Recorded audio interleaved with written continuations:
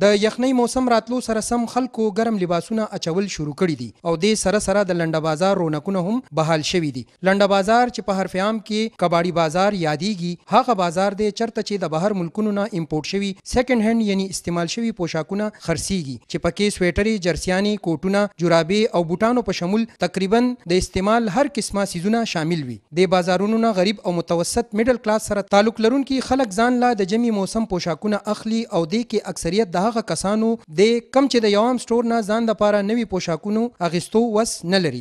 زه هم د دې لپاره راغلی یم چې موږ ته دلته ښه څیز میلو شي په کم قیمت باندې او کباړ کې او بار ډېر ګران دی، دوکانونو کې نشو اخیستلی.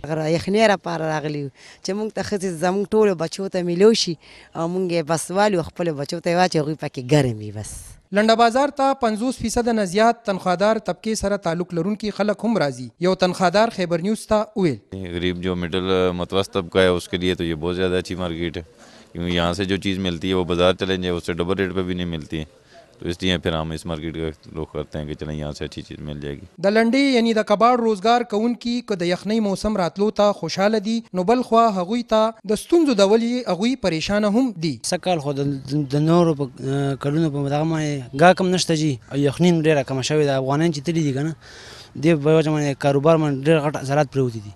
بس کاروبار خو دا د الله ضرب نه دی، بس لکه یخنۍ نشته په دې وجه باندې سیزن له شانې بس کمزوری دی جي، مالونه هم ښه ډېر راوړي دي. لنډه بازارونه یا د کباړ دوکانونه اوس یو حقیقت دی او دې سره نه یوازې د زرګونو کورنو رزق او روزګار تړلی شوی، بلکې دا د غریبو او متوسط طبقې سره تعلق لرونکو خلکو د سفید پوشۍ بھرم هم ساتي. د کیمرامین آصف قادری سره محمد علي شعور، خیبر نیوز، پیښور.